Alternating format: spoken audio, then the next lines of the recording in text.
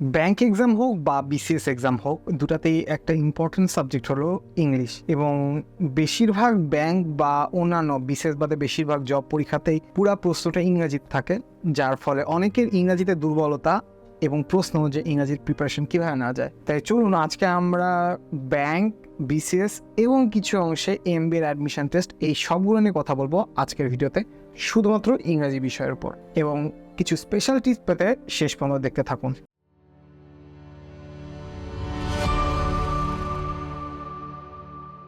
Hello everyone, welcome to এনগিটস। আমি মোহাম্মদ লতিফুর রহমান।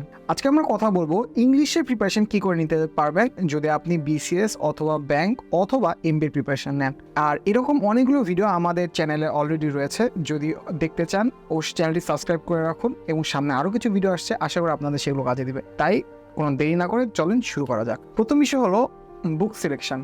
আমি কিছু রাফ আইডিয়া দিব, আমি প্রপারলি সম্পূর্ণ আইডিয়া দিচ্ছি না। এটা আমি একটু শুরু থেকে শুরু করি।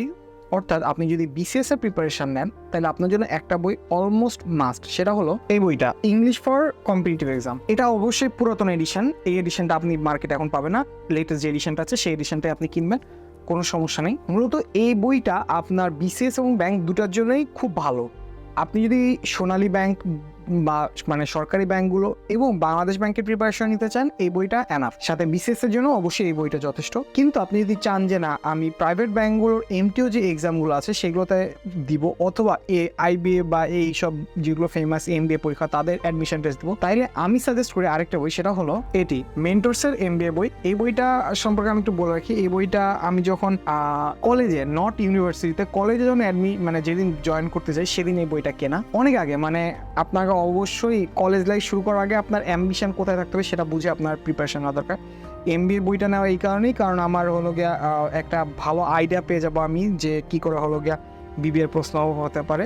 এবং তখন অনেক কিছু চিন্তা করেছিলাম, যেহেতু আমার প্ল্যান বোথ আইবিএ এবং হলো গিয়া বুয়েটা এগুলোর দিকে ছিল, সো ওইটার জন্য এটা কেনা। বাট আপনি এইরকম যে কোনো একটা কোচিংয়ের মেন্টরস হতে পারে, সেটা প্রিন্সটন হতে পারে, এইসব যে কোনো একটা কোচিংয়ের বা ক্যাপস্টোন, এইসব যে কোনো একটা কোচিংয়ের আপনি এমবিএ অ্যাডমিশনের একটা গাইড কিনে নিতে পারেন, যেটা আপনার প্রাইভেট ব্যাংক এমটিও এবং আপনার এইসব আইবিএ বা অন্যান্য ফেমাস ইউনিভার্সিটি এমবিএ প্রিপারেশনে বেশ কাজে দিবে। সেকেন্ড একটা বই আছে, সেটা হলো ব্যাংকের উপর। সচরাচর কিছু কিছু ব্যাংকে, বিশেষ করে এমটিও এক্সামগুলোতে আপনার একই সাথে এমসিকিউ এবং রিটেন পরীক্ষা একসাথে হয়। তো সেটার জন্য আপনার কিছু ফ্রি হ্যান্ড রাইটিং প্র্যাকটিস করা দরকার। সেজন্য আমার কাছে একটা বই এই মুহূর্তে আছে, আমি এই বইটাই সাজেস্ট করছি এমন না, বাট এটা একটা ভালো বই, আমি এখানে দেখিয়ে রাখি। এটা হলো লতিফুর হাল ফোকাস রাইটিং। অবভিয়াসলি এটা আমি লতিফুর না, এটা লতিফুর রহমান লিটন নামে কোনো একজন ব্যক্তির, বাট এটাও ভালো বই, আপনি এটাও চেক আউট করতে পারেন। আর লাস্ট একটা বই দেখাই, এটা এখনকার দিনে খুব ফেমাস হয়ে যাচ্ছে। এটা হলো ক্লাসরুম ইংলিশ, বইটার নাম আমি দেখিয়ে রাখলাম। এই বইটা মূলত আমার বোন কিনেছিল, এটা তার কাছে কিছুটা সহজ মনে হয়েছে। ইংলিশ ফর কম্পিটিটিভ এক্সামটা একটু কঠিন মনে হচ্ছে, এটা একটু সহজ মনে হচ্ছে। আপনার যেটা পছন্দ আপনি সেটা সিলেক্ট করে নিতে পারেন। একটা বই আপনাকে সিলেক্ট করতেই হবে। এবার আপনি বই সিলেক্ট করা হয়ে গেল, এবার আপনি কি করে প্রিপারেশন নেবেন। এবার একটু বলে রাখি, এইখানে এই পয়েন্ট থেকে বিসিএস আর অন্যান্য যাবতীয় প্রিপারেশন একটু আলাদা হয়ে যাবে। বই কেনা পর্যন্ত এভরিথিং ইজ ফাইন, বাট বই কেনার পর থেকে সবকিছু একটু ডিফারেন্ট হয়ে যাবে। তো আসি কোথায় কোথায় ডিফারেন্ট হবে। প্রথম ডিফারেন্ট হবে বিসিএস এর মূলত প্রশ্ন, ইংলিশের প্রশ্নটা মূলত গ্রামার বেসড হয়, অর্থাৎ আপনার ভোকাবুলারিতে খুব বেশি টাইম দেওয়ার দরকার নাই। তা আপনি যদি বিসিএস এর প্রিপারেশন নিতে চান, স্ট্রিক্টলি আপনি গ্রামারগুলোর উপর ফোকাস করেন, parts of speech, noun, pronoun, এইসব বিষয়ে। তারপর হলো আপনার ন্যারেশন, ট্রান্সফরমেশন, এইসব বিষয়ে আপনি বেশি ফোকাস দেন। আপনার খুব বেশি ভোকাবুলারিতে টাইম দেওয়ার দরকার নেই। কিন্তু এখানে একটা ল্যাকিংস থেকে যায়, বিসিএস এর 2 ম্যাক্সিমাম 3 মার্কের ভোকাবুলারি এসে থাকে। এটা বিসিএস এর না পেলেও খুব একটা যায় আসে না। কিন্তু যখন আপনি ব্যাংকে প্রিপারেশন নেবেন, সেখানে প্রায় 60% প্রশ্ন ভোকাবুলারি বেসড হয়ে থাকে। তাহলে আপনি ভোকাবুলারি কী করে ডেভেলপ করতে পারেন, এটা আমার কাছে 2টা টেকনিক আছে, যেটার ভেতরে একটা আমি অলরেডি একটা শর্টে আলোচনা করেছি, যে আপনি কিছু পাস্ট ইয়ারের কোশ্চেন যেসব বই আছে, যেমন ধরেন যে ব্যাংক ভোকাবুলারি বইটা আমি দেখিয়েছিলাম, ওই বইটা আপনি ফলো করতে পারেন। অথবা আপনি আরেকটা কাজ করতে পারেন, সেটা হলো এই বইগুলো নিয়ে প্রত্যেকটাতে সিনোনিম অ্যান্টোনিম পার্ট দেওয়া আছে। আপনি সিনোনিম অ্যান্টোনিম রেগুলারলি পড়তে পারেন। পড়ার সাথে সাথে আপনি প্যাসিভ লার্নিং হিসেবে আরেকটা কাজ করতে পারেন। ধরেন আপনি পড়ছেন, একটু ক্লিয়ারলি পড়লেন, পড়ার সময় আপনার ভয়েসটা রেকর্ড করলেন। তাতে কি হবে, আপনি পড়লেন এবং সেটা রেকর্ড করলেন, এবং এটাকে আপনি প্রায় মানুষের যে গান শোনে না ওরকম করে গান শোনার মতো কানে প্লে করে রাখলেন। তাতে কি হবে, আপনার একবার পড়া হলো এবং বারবার ওটাকে শোনা হলো। আমাদের আপনি জানেন যে আমাদের যে কোনো কিছু শুনলে পড়ার চেয়ে বেশি মনে থাকে, তো এই ক্ষেত্রে আপনার এটা হেল্প করবে।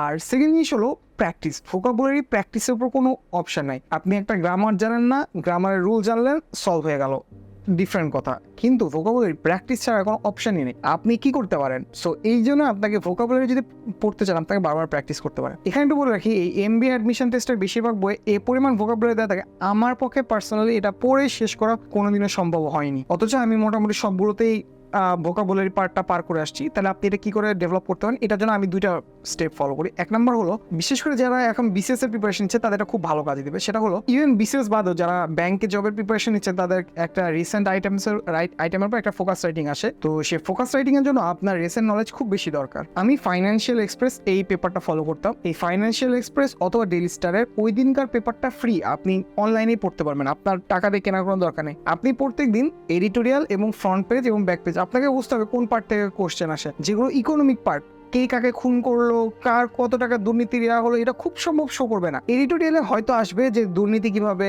ইম্প্যাক্ট ফেলেছে আমাদের দেশে। আপনার আইডিয়া নিয়ে কথা হবে, এডিটোরিয়ালে ওপিনিয়ন এই দুইটা পেজে থাকে। আপনি এই দুইটা কলাম প্রত্যেকদিন পড়বেন। এইগুলো পড়ার সময় প্রত্যেকদিন কমপক্ষে আপনি 10টা ওয়ার্ড পাবেন যেটার মিনিং আপনি জীবনে শুনেননি। আপনি ওটাকে গুগল করেন, ওই মিনিংটা জানেন এবং ওই মিনিংটা মুখস্থ করেন। এভাবে আপনি প্রত্যেকদিন 10টা 15টা করতে করতে একটা মোটামুটি ভোকাবুলারি বেস দাঁড় করে ফেলবেন। এই ভোকাবুলারি বেসটার উপর আপনি যখন ওয়ার্ক অন করবেন, আপনার মোটামুটি একটা ভালো প্রিপারেশন হয়ে যাবে ভোকাবুলারির জন্য। এবার আসি রাইটিংয়ের জন্য। রাইটিংয়ের জন্য আপনার ফ্রি হ্যান্ড রাইটিংয়ের কোনো অল্টারনেট নাই। আপনি যতই বলেন, আপনি যদি কথা বলতে পারেন, আপনার লিখতে পারা উচিত হিসাব মতে। কিন্তু অনেকের ক্ষেত্রে এই জিনিসটা হয় না। কারণ কি? কারণ হলো ফ্রি হ্যান্ড রাইটিংয়ের অভ্যাস নাই। আমি এই জন্য মনে করি যে আপনি একটা ডায়েরি মেনটেন করেন, আজকে আপনি কী করলেন ইংরেজিতে লেখেন, একটা গল্পই লেখেন যে আমি কি করলাম। এবার আসি যে আপনি যা করেন সেটাই যদি আপনি লেখেন, এভাবেই যদি আপনি অ্যাকচুয়ালি অ্যান্সার করেন, তাহলে কি আপনার এমটিও জব বা ধরেন এমবিএ অ্যাডমিশন টেস্ট এগুলো হবে না? এগুলো হবে না। আপনাকে আপনার লেখার কোয়ালিটি ইমপ্রুভ করতে হবে। কখন অ্যাক্টিভ ভয়েস ইউজ করতে হবে, কখন প্যাসিভ ভয়েস ইউজ করতে হবে, এইগুলো নিয়ে আমরা একটা আলাদা ভিডিও করব, যেখানে আমরা কিভাবে আপনার ইংলিশ রাইটিংকে আপনি ডেভেলপ করতে পারেন সেটা নিয়ে আমরা কথা বলবো। এই ভিডিওতে আমরা আজকে সেটা নিয়ে কথা বলছি না। কিন্তু আপনি যদি চান ডেভেলপ করতে, অবশ্যই আপনাকে রেগুলার লিখতে হবে এবং আপনার লেখার পর আপনাকে পড়তে হবে। পড়ার পর আপনি রিভাইজ করতে হবে, আচ্ছা এটাকে আমি কীভাবে চেঞ্জ করলে আরেকটু বেটার সাউন্ড করে। হ্যাঁ, ভোকাবুলারি পড়ে আপনি জাস্ট ওই এমসিকিউর জন্য রেখে দিলে হবে না। আপনি যে ভোকাবুলারি পড়েছেন, আপনি বুঝেন, আপনাকে সেটা ইমপ্লিমেন্ট করতে হবে আপনার পরীক্ষায়। আমি আবার আমার নিজের একটা এক্সপিরিয়েন্স শেয়ার করে থাকি। আমি 2021 সালে এমবিএ পরীক্ষা দিই, যেটা 64th ব্যাচ ছিল। কিন্তু বাই ফরচুন আমি হলো গিয়া এমবিএ পরীক্ষাটাতে সিলেক্টেড হতে পারিনি। এর একটা অন্যতম রিজন ছিল যে আমি ওই দিন চরমভাবে অসুস্থ ছিলাম। মানে আমি তার কয়েকদিন আগে একটা ছোট অ্যাক্সিডেন্ট করি, এবং অ্যাক্সিডেন্টের কারণে না, ঠিক ঘুম ঠিক মতো না হওয়ার কারণে অ্যাকচুয়ালি আমার ব্যাকে খুব পেন ছিল, যার কারণে আমি কোনোভাবে এক্সামটা দিয়ে চলে আসছিলাম। লাইক আমার জন্য এটা খুব প্যাথ্রিক ছিল। বাট 2022-তে যখন আমি এমবিএর এক্সাম দিই, সে সময় কোনো প্রিপারেশন নিইনি, কারণ আমি ওই সময় খুব দৌড়ের উপর ছিলাম। আমার পোস্টিং ছিল সিরাজগঞ্জ জেলায়, আমি ঢাকা সিরাজগঞ্জ ঢাকার আছে এরকম সারাদিন সারা মাস করে বেড়াচ্ছি। প্রিপারেশন নেওয়ার কোনো অপশানই নেই, কিন্তু আমার সেবার হয়ে গেল খুব ইজিলি। এর রিজনটা কি? এর রিজন হলো, আপনি যখন ব্যাংকের পরীক্ষা, আমি ওই সময় খুব বেশি রিপিটেটিভলি ব্যাংকের পরীক্ষা দিচ্ছিলাম। আপনি যখন ব্যাংকের পরীক্ষা রিপিটেটিভলি দিবেন, আপনি ব্যাংকের জন্য প্রিপারেশনে থাকবেন, আপনার আইবিএ বা যে কোনো একটা এমবিএর জন্য প্রিপারেশন খুব ইজিলি হয়ে যাবে। তাই এই জিনিসটাকে মাথায় রেখে ইংলিশটাকে গুরুত্ব দিয়ে, ইংলিশ এবং অঙ্কটাকে গুরুত্ব দিয়ে আপনি যদি রিটেনের প্রিপারেশনটা ভালো মতো দেন, আপনি খুব ইজিলি যে কোনো একটা এমবিএর জন্য সিলেক্টেড হয়ে যেতে পারেন। আর হ্যাঁ, আমার কাছে পার্সোনালি মনে হয়, আপনি এমবিএ কমপ্লিট করেন আর না করেন, আপনি ভাইবা বোর্ডে যখন বলবেন যে হ্যাঁ আমি এমবিএ করছি, সেটা যদি আপনার বিশেষ করে ব্যাংক বা ফাইন্যান্সিয়াল ইনস্টিটিউশন হয় আর আপনার ব্যাকগ্রাউন্ড বিবিএ বা কমার্সের সাবজেক্ট না হয়, সেক্ষেত্রে এটা একটা খুব ভালো ভ্যালু অ্যাড করবে। তাই আমি অবশ্যই আপনাকে সাজেস্ট করবো যে আপনি যখন ইংলিশটা পড়বেন, এভাবে করে যে আপনার নিজেকে ডেভেলপ করার জন্য, নট জব পাওয়ার জন্য বা এমবিএতে চান্স পাওয়ার জন্য, আপনার নিজেকে ডেভেলপ করার জন্য আপনি সেভাবে করে ইংলিশটা বারবার পড়েন, লেখেন। এবং হ্যাঁ, আপনার রিডিং হ্যাবিট থাকতে হবে।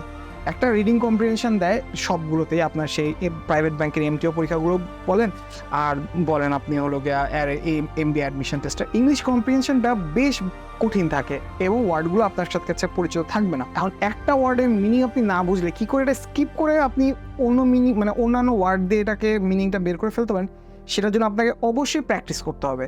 হ্যাঁ, এটা একটা ট্রিক্স আছে, ট্রিক্সটা খুবই সহজ। আপনি ওই ওয়ার্ডটা বাদে আপনি চেষ্টা করেন সেন্টেন্সটা মেক করার জন্য। তবে হ্যাঁ, এখানে একটা ছোট ট্রিক আছে, সেটা হলো বেশিরভাগ বিশেষ করে আইবিএর অ্যাডমিশন টেস্টের কথা বলবো। আইবিএর অ্যাডমিশন টেস্টে এবং আইবিএ যেসব ব্যাংকের জব এমটিও পরীক্ষাটা নেয়, তা এমন কিছু ওয়ার্ড দিয়ে দেয়, ওই একটা ওয়ার্ড হ্যাঁ না টাইপ একটা মাঝখানে পড়ে থাকে, আর ওইটা হ্যাঁ হলে একটা মিনিং দাঁড়াবে, না হলে অন্য মিনিং দাঁড়িয়ে যাবে। তো এইটা যদি আপনি বুঝতে চান তাহলে আপনি পরবর্তী লাইনগুলো পড়বেন, তাইলে আপনি একটা আইডিয়া পাবেন যে হ্যাঁ আগের লাইনটা হ্যাঁ হওয়া উচিত ছিল না হওয়া উচিত ছিল, এরকম আর কি।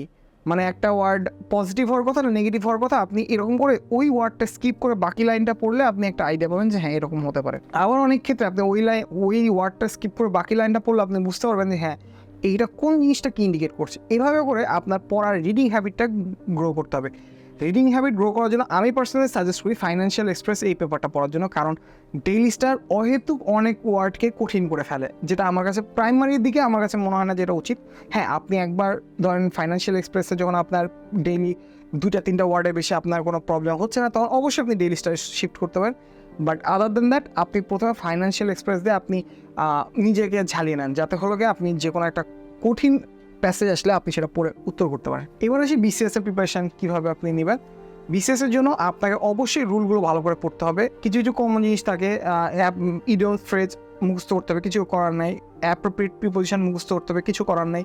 আবার ধরেন যে কোনো ওয়ার্ডের কোন ফর্ম, মানে এই ওয়ার্ডটা কোন ফর্মে আছে, মানে নাউন ফর্মে আছে, অ্যাডজেক্টিভ ফর্মে আছে, ভার্ব ফর্মে আছে, অ্যাডভার্ব ফর্মে আছে, এই জিনিসগুলো আপনাকে প্র্যাকটিস করতে হবে। এগুলোর কোনো অল্টারনেট নাই। আপনি বিসিএস বা এগুলোর জন্য যত বেশি গ্রামার প্র্যাকটিস করবেন এবং প্র্যাকটিস করে ক্রস ম্যাচ করবেন যে কেন ভুল গেল, কারণ গ্রামারের পার্টে আপনার এক্সপ্লানেশন আছে যে এই কারণে ভুল গেল, যেটা ভোকাবুলারি পার্টে নাই। তাই আপনি একটা করে করলেন, ক্রস ম্যাচ করলেন, এবং যেটা পারবেন না স্কিপ করবেন, ওটা মার্ক করে রাখেন যে আমি এই কারণে ভুল করলাম। দেন কারোর সাথে ডিসকাস করেন, টিচারের সাথে কথা বলেন, ভাইয়াদের সাথে কথা বলেন, সিনিয়রদের সাথে কথা বলেন, তাইলে আপনি একটা আইডিয়া জেনারেট করতে পারেন যে হ্যাঁ এই কারণে আমার ভুলটা হচ্ছে। এভাবে করে আপনি স্টেপ বাই স্টেপ আগালে আশা করছি আপনি বিসিএস এবং ব্যাংকের দূরের জন্য একটা ভালো প্রিপারেশন নিতে পারবেন। আশা করি ভিডিওটা আপনাদের ভালো লেগেছে। যদি ভালো লাগে অবশ্যই ভিডিওটাতে লাইক দিয়ে রাখবেন, সাবস্ক্রাইব করে সাথে থাকুন, কারণ আমাদের এরকম আরও কিছু ভিডিও অন্যান্য সাবজেক্টের উপর আসতেছে। এবং কমেন্ট করে জানিয়ে দিন যে আপনারা ভবিষ্যতে আর কোন ধরনের ভিডিও চান।